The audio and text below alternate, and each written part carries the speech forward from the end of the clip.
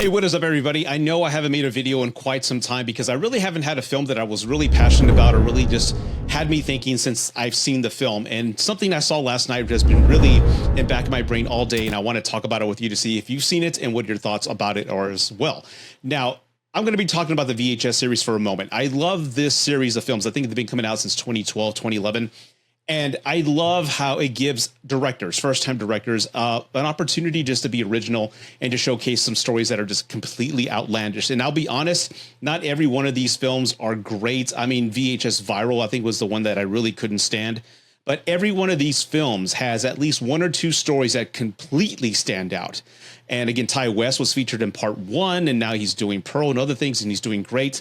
So I love to see like a first-time director getting an opportunity just to have some fun and just make an outlandish story, as crazy as it may be, but it's their unique vision. And last night I saw VHS Halloween. I look forward to these films, like I said, every year. I'm excited about them. Some are great, some are bad.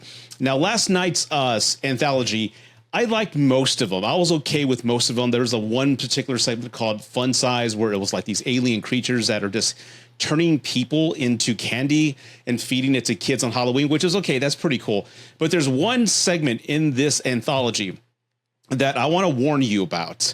And I've checked on Twitter, and the discourse has been pretty much extreme. I can't believe they showed this. This is disgusting. How can you put this in VHS? And some others have applauded it for being very brutal and very raw with the material.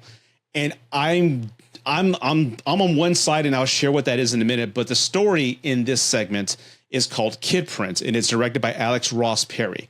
I'm going to keep an eye on this guy. But the story goes, there's a bunch of kids being interviewed and they're like behind this chart of heights, just kind of measuring their heights. And the video's them with their parents saying, this is how old I am. This is my name. This is where you can find me. And there's this company that's recording kids because in this town, there is a kid killer. And kids are just turning up missing left and right. So people, to preserve their children's identity and safety, they're recording their identity in case they're lost. Everybody will know who they are and they have access to that person. So it's like a library just in case something happens, right? And the story continues that there's more kids are being killed, but then you find out, spoilers. Well, should I spoil it for you? Ah, shit. You know what? I'm not going to spoil it, but one of the employees has a series of just like events that just don't work out their way. And they end up in the realm of the killer. And this is where it gets disturbing for me, because again, these movies, the VHS series, have always been like a supernatural element. There's some black comedy, there's some fun in it. And, okay, I'm looking forward to this. You're kind of in store and have an expectation of what you're going to see. But then you start seeing really grotesque things happening to kids. And you have to have a strong stomach for this. I know some of my other YouTube colleagues may not want to see this again, but there's some segments where you see children crying because the same feature that you see at the beginning where kids are talking about who they are, they're happy, their parents are with them, it cuts into the kids crying under duress, saying that I want to go home, and you see the killer do things to them. Now, it's implied that this guy's a PDF file, but they don't go that way. They give you enough to where you're not disturbed, but there's very grotesque items that happens to kids. There is one part where you see a kid's maybe 12 getting the skin of its face ripped off and the killer wearing it. And then the killer pretending to be a kid, like in front of the camera, talking about, I'm not going to talk to strangers, mommy. It's a odd and disturbing psychosis of the mind of a killer like that. And I was speechless watching it, especially when it got really grotesque and you see there's like 4 channels playing video. This one guy's, he's kind of going through the bad guy's realm, and each video showing really grotesque things happening to kids. And you hear kids screaming and yelling. It's very comparable to that death scene that we've all seen in Dr. Sleep. It's pretty tough. And if you know what I'm talking about, you know what I'm talking about. But this is far beyond that. It's like they had no rules and they went ahead and showed this. And after it was over, I had to pause it. I'm like, I was not expecting that realm of just realism in this type of anthology series, but it went there.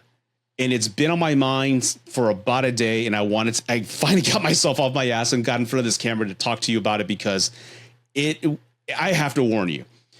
I appreciate it from a low budget standpoint that they delivered this type of horror experience. I've been trying to think, when was the last time Hollywood has produced a film like this that has gotten me this way? And I had to think back, and honestly, you know what the last film was? It was the remake to The Hills Have Eyes, Part 1.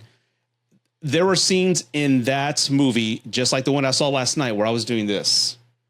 Like, I don't need to see that. No. Oh, damn. Like, I had to turn away from the screen. This is honestly the second time in my adult life where I had to turn away from the screen because I just couldn't stand or couldn't take what I was seeing. Again, this is a movie. This is fictitious. This is kids, great actors portraying, you know, a really convincing scene that they're under arrest, all ages, boys and girls. But it was just something I wasn't expecting. And do I appreciate that they went there? I do. I'm on that side of the audience where, you know what, you had some balls to do that. It may not be everyone's favorite take. As a matter of fact, again, just checking the discourse on Twitter, there's a lot of people who hate it. And I can understand why they hate it. I think they're really just offended with what they saw because they just weren't expecting that when you compare it to the other movies and the themes and tones and those in the anthology with this particular one. But this one was an experience, and I wanted to talk about that. So am I recommending the VHS series? I am. I think you should watch them all. Some are better than others. I'm not saying all of them are great, but there's always one or two great stories within those films. And if you love horror, and if you want to experience something that's completely different and it may be a little brutal, then I urge you to check this out. But I wanted your honest take. Do you think the director went too far on this? Do you think the realm of realism was too much for a VHS movie? Did you like it? I want to know your thoughts on this, because for me, I would like to have that dialogue with you, because it really borders a line of offensive and filmmaking. And there's Terrifier 1 and 2, especially Terrifier 3. There's that one scene in Terrifier 3 where there's a bunch of kids who are blown up with a present that, you know, what's his face? Art the Clown gives the kids during Christmas. I laughed at the movies watching that because the Terrifier movies are just so far outside the realm of reality. It's like an alternative dimension. Nothing makes sense over there. So you see it as sort of like a black comedy of events. This one, with the themes surrounding this, you know, fun Halloween kind of tales. And then you have this one kind of thrown its story 4 or 5. It really just took something out of me, and I can't explain what that is. It was really disturbing, and I'm urging you to check it out. I'm actually recommending you to see this because I think it had some balls, and I think it went there, and I applaud them for at least delivering something like this, even though it disturbed me. And I appreciate the fact that they actually had that reaction out of me, because I thought movies couldn't do that to me anymore. But if you've seen it, let me know what your thoughts are. I suggest you check it out. But again, viewer discretion is advised. If you have a weak stomach when it comes to kids under duress, don't watch it.